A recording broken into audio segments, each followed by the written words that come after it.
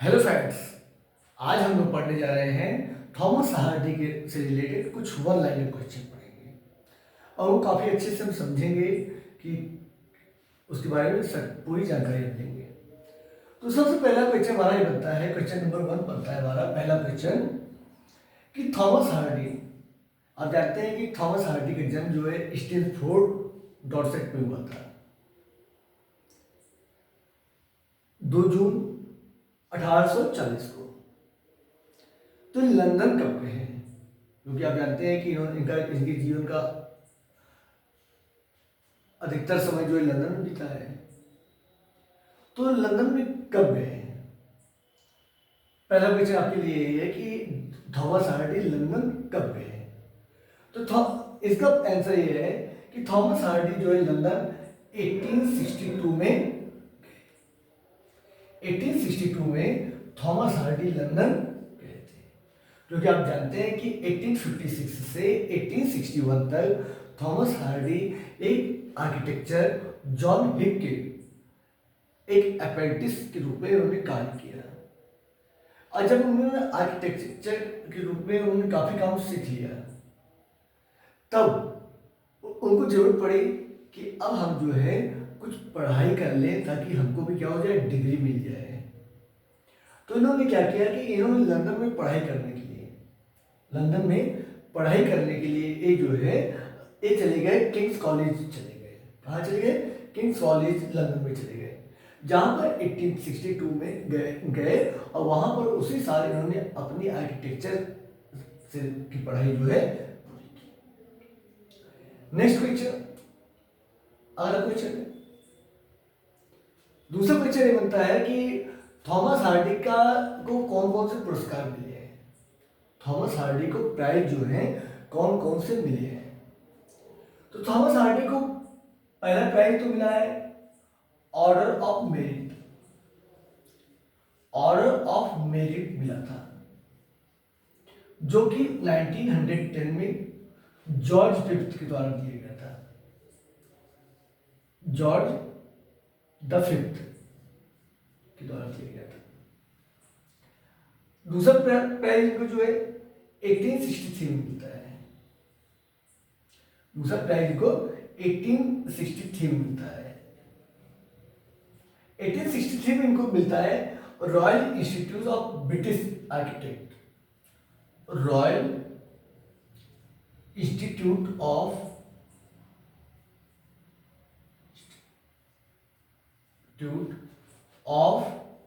British architects.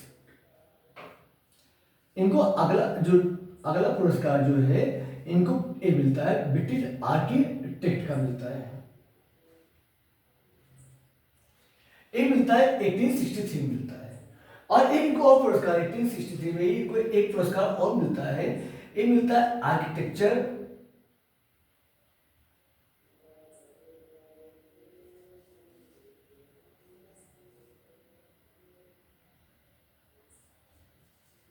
Architectural association की तरफ से।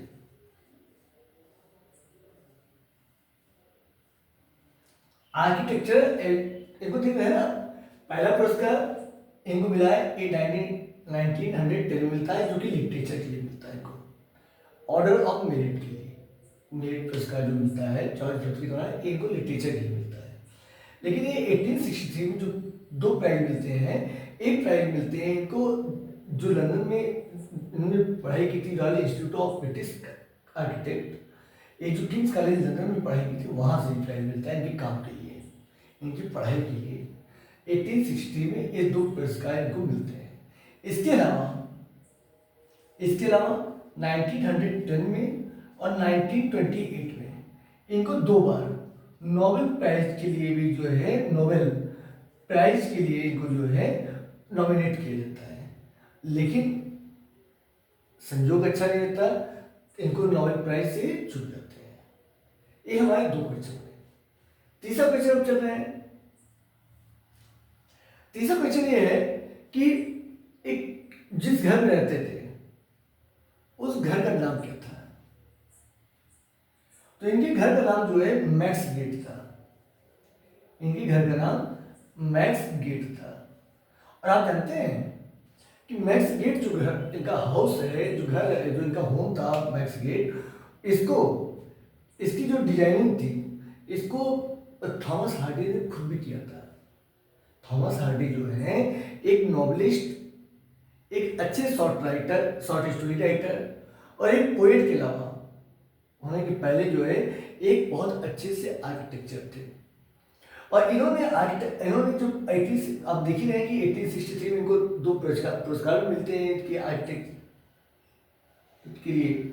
तो इन्होंने मैक्स गेट अपने घर का इन्होंने जो नक्शा था, जो उसकी डिजाइनिंग थी, उसको इन्होंने खुद अपने हाथ डिजाइन किया मैक्स गेट को।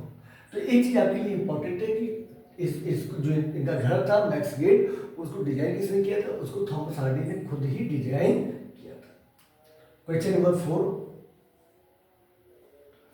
क्वेश्चन नंबर 4 आपके लिए क्वेश्चन ये है कि इनका सबसे पहला पब्लिश वर्क क्या था? इनका सबसे पहला पब्लिश वर्क क्या था? तो अगर आपको नहीं जानकारी तो चलिए हम बताते हैं आपको। इनका सबसे पहला पब्लिश वर्क जो आता है 1865 में आता है।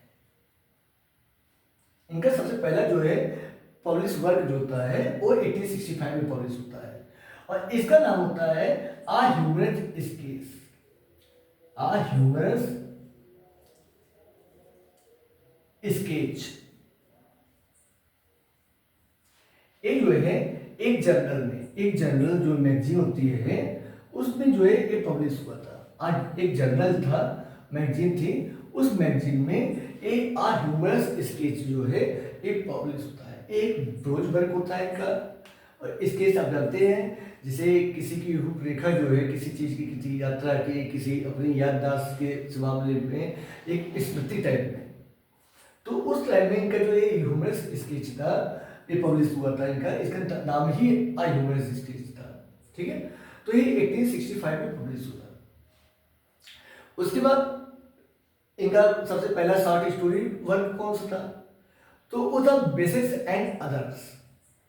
बेसिक्स एंड अदर्स, ये इनका जो है बेसिक्स टेल्स।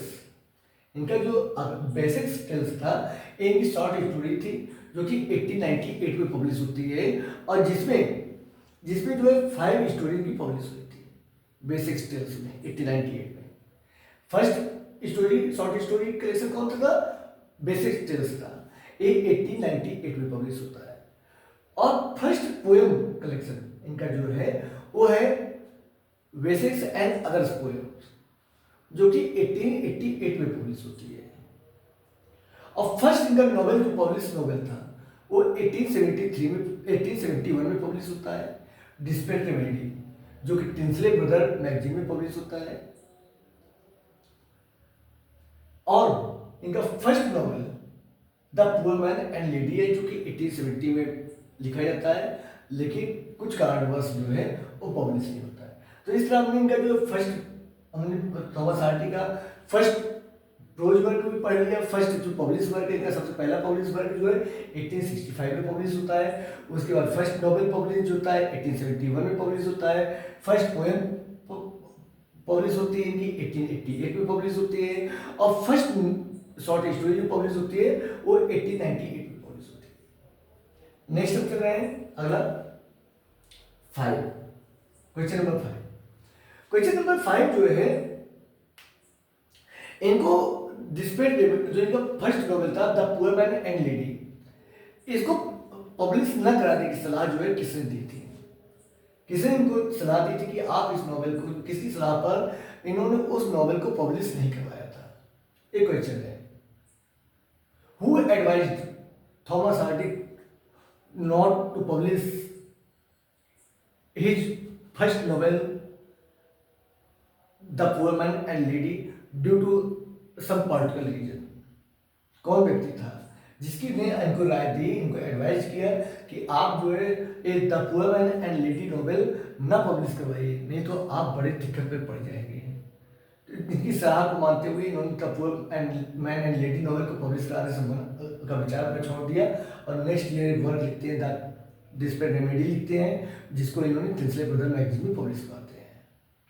लेकिन आप जानते हैं कि टिल्सले ब्रदर मैगजीन में जो इन्होंने डिस्पेक्ट रेमेडी लिखा, उसमें इन्होंने नाम नहीं लिखा था अपना, कोई भी राइटर का नाम नहीं लिखा था, बिना नाम के था। और जो नेक्स्ट वर्क आता है under the green oak tree, उसमें भी इन्होंने नाम नहीं लिखा, उसमें लिखा राइटर ऑफ डिस्पेक्ट रेमेडी, कि डिस्पेक्ट रेमेडी के राइटर ने ये वर्क लिखा है। तो एक इनका जो नाम आता है, थॉमस हार्डी जो नाम आता है, वो आता है आप पेयर ऑफ ब्लू आइज, जो कि 1873 में पब्लिश होता है। तो इनको क्वेश्चन हमारा ये था, पांचवा क्वेश्चन हमारा ये था कि किसने ये राय दी थी, किसने इनको एडवाइस किया था कि आप the poor man and lady novel जो है पब्लिश न करवाइए। तो इनका नाम था George Meredith. George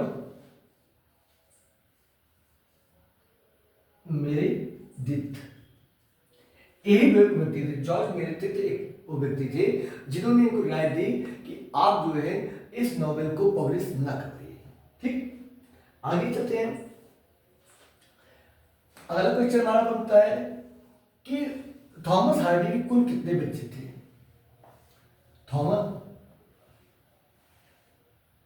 how many children were there of Thomas Hardy, Thomas Hardy के कुल मिला के कितने बच्चे थे। तो इसका आंसर जो है, अगर आप नहीं जानते हैं तो जान लीजिए, थॉमस हार्डी के कोई भी चिल्ड्रन नहीं था, कोई भी बच्चे नहीं थे थॉमस हार्डी। कारण क्या था? कारण था कि इनकी जो वाइफ थी एम्मा गिफर्ड, इनकी जो वाइफ थी एम्मा गिफर्ड, जिनसे इनकी शादी जो है 1874 में होती है, और 1870 में इनसे मुलाकात होती है 4 साल की रिलेशनशिप में। लेकिन 4 साल की रिलेशनशिप के बावजूद ये नहीं जान पाते कि इनको मेंटल प्रॉब्लम है। मेंटल प्रॉब्लम के बारे में इनको जानकारी नहीं थी कि इनकी जो फर्स्ट वाइफ थी एम्मा गिफर्ड, उनको हेल्थ प्रॉब्लम है। और जब 1874 में इनकी शादी हो जाती है, इनकी मैरिज हो जाती है, तब उसके बाद इनको पता लगता है कि इनको जो है हेल्थ मेंटल प्रॉब्लम है, इनको जो है एक समस्या है, बीमारी है। और जिस बीमारी की वजह से एम्मा गिफर्ड और इनके कोई भी चाइल्ड जो है, इनके कोई भी बच्चे नहीं होते हैं। ठीक, और जब 1912 में जब एम्मा गिफर्ड की मृत्यु होती है, उस समय थॉमस हार्डी की जो उम्र होती है वो 72 ईयर की होती है। एम्मा गिफर्ड की जब मृत्यु होती है तो 72 ईयर की होती है। और 74 मतलब 1940 में जब इनकी उम्र 74 ईयर के थे थॉमस हार्डी, तब इन्होंने अपनी सेक्रेटरी फ्लोरिन डेक्जल के साथ ये शादी करते हैं। तो आप दूसरी वाइफ से कोई 74 ईयर की उम्र में फिर तो जायज़ बात है, कोई संतान होने का कोई चांस ही नहीं रहता। तो इसलिए जो है इन्होंने शादी तो 2 की। पहली शादी एम्मा गिफर्ड के साथ की, जिनसे 1874 में, और जिनकी मृत्यु 1912 में होने के बाद इन्होंने 1914 में जो है दूसरी शादी करते हैं फ्लोरिन डेक्जल, जो कि इनसे 39 ईयर की छोटी थी, इनसे 39 ईयर की छोटी थी। तो इस तरह जो है इन्होंने शादी 2 की, लेकिन इनके बच्चे कोई भी नहीं थे। अब चलते हैं आगे क्वेश्चन नंबर 7। क्वेश्चन नंबर 7 देखते हैं कि इनको जो है जब इनकी मृत्यु होती है, तो मृत्यु होने के बाद जो है इनके जो राइटर्स, जो क्रिटिक्स थे, उन्होंने इनको क्या कहा, इनको क्या किस नाम से इनको जाना गया कि मतलब, तो इनको जो है द लास्ट विक्टोरियन के नाम से जाना जाता है। द लास्ट विक्टोरियन के नाम से इनको जाना जाता है, क्योंकि आप जानते हैं कि जब 1928 में इनकी मृत्यु होती है, तो उस समय 28 में जब इनकी मृत्यु होती है, तो उस समय जो है एक कोई भी राइटर नहीं था विक्टोरियन एज में लिखने वाला राइटर, जो कि विक्टोरियन एज जो है 1901 में 1837 से 1901 तक चलता है। जब तक क्वीन विक्टोरिया जो है 1837 में गद्दी में बैठती हैं। हालांकि कभी कभार जो है कुछ लोग जो है 1834 में बोलते हैं, जबकि पुअर लॉ ऑफ चिल्ड्रन आता है, जब वहाँ पर पुलिस एक्ट पारित होता है। कुछ कुछ लोग जो है 1834 से मानते हैं कि विक्टोरियन एज की शुरुआत उसी समय से हो जाती है, लेकिन जो आप क्वेश्चन में आता है, एग्जाम में आएगा कि उसको 1837 ही हमको मानना है कि 1837 में इनका जन्म, इनका मतलब एक विक्टोरियन एज की शुरुआत होती है। और विक्टोरियन एज का अंत जो होता है वो 1901 में जब क्वीन विक्टोरिया की डेथ होती है। तो उस समय तक जब जिसमें ए एक्सपायर होते हैं, थॉमस, जिस समय जो थॉमस हार्डी की मृत्यु होती है 1928 में, तो उस समय कोई भी एक ऐसा कोई भी राइटर ऐसा नहीं था कि जिसने विक्टोरियन एज में, जिसको विक्टोरियन एज का राइटर कहा जा सके। इसलिए जो इनको the last of great Victorian, the last of great Victorian भी इनको कहा जाता है। क्वेश्चन नंबर 8, क्वेश्चन नंबर 8 ये है कि जब इनकी मृत्यु होती है 1928 में, तो उस समय इंग्लैंड के प्राइम मिनिस्टर कौन होते हैं?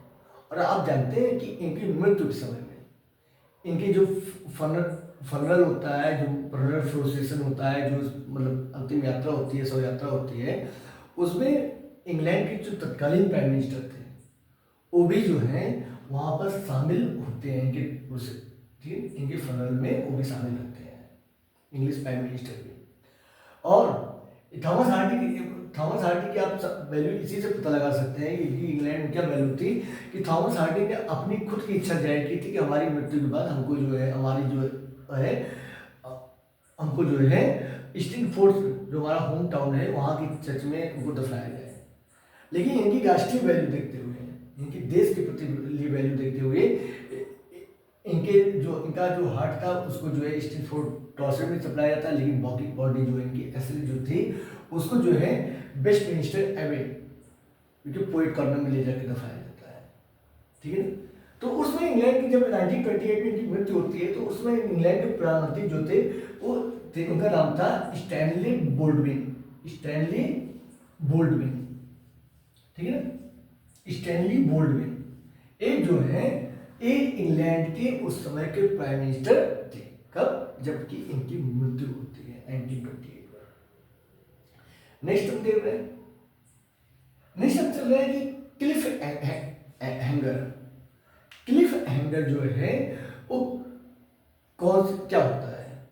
क्लिफ हैंगर टर्म किसने कौन सा है, और थॉमस हार्डी ने अपने किस नॉवल में सबसे पहले जो है क्लिफ हैंगर जो एक टेक्निक है उसका यूज किया है? तो क्लिफ आप जानते हैं ना, जैसे क्लिफ को कहते हैं, जैसे हैंगर वगैरह जो होती है, कपड़े टांगने वाली जो होती है, जिसमें कपड़े वपड़े ऐसे कुछ टांग देते हैं, उसे कहते हैं क्लिफ हैंगर।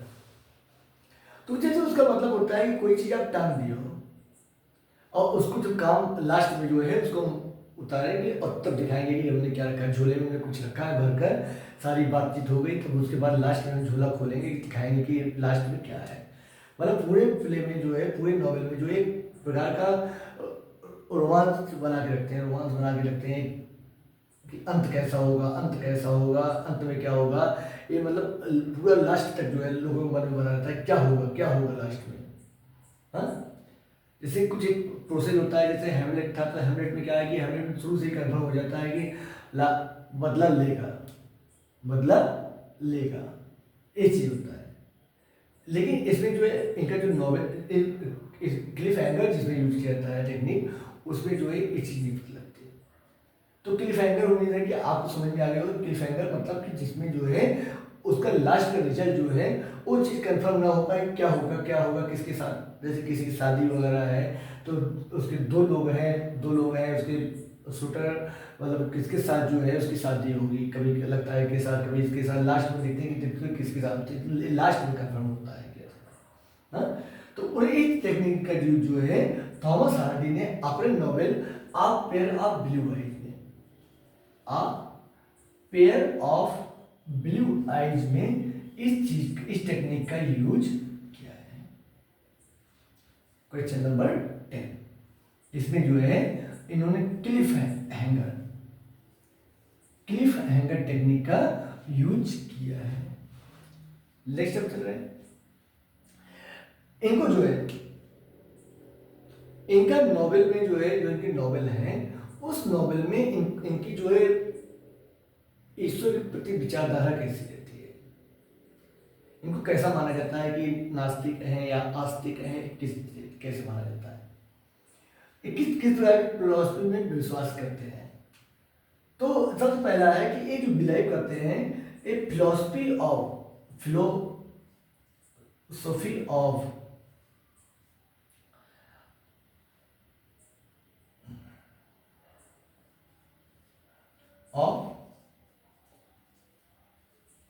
इमिनेंट विल पर विश्वास करते हैं। और ये जो है एक एग्नोस्टिक होते हैं, मतलब ये ईश्वर में विश्वास न करने वाले एक व्यक्ति होते हैं, जो ठीक है, मतलब ये ऐसे व्यक्ति होते हैं जिनको ईश्वर की सत्ता, ईश्वर के नाम पर जो है बहुत ज़्यादा विश्वास नहीं रहता, बहुत ज़्यादा आस्था नहीं रहती है। तो ये फिलॉसफी ऑफ इमिनेंट विल विश्वास करने वाले होते हैं, और इनको जो है एग्नोस्टिक भी माना जाता है। तो नोबेल में जो है इनको एग्नोस्टिक माना जाता है, मतलब ईश्वर में विश्वास न करने वाला है, क्योंकि इन्होंने अपने जो टेस्ट नोबेल जहाँ था, टेस्ट नोबेल में लिखा है कि जैसे जो है इस बच्चे होते हैं चिड़ियों को, जैसे तितलियों को क्या करते हैं कि अपने खुशी के लिए जो उनके पंख बांध लेते हैं, उनको उड़ने नहीं देते, उनको पंख बांध के खेलते रहते हैं, ये करते रहते हैं, और जब तक बच्चों के मन है, जब तक मन है तब तक उनके साथ खेलते हैं, और जहाँ मन नहीं हुआ तहाँ उनको मार डालते हैं।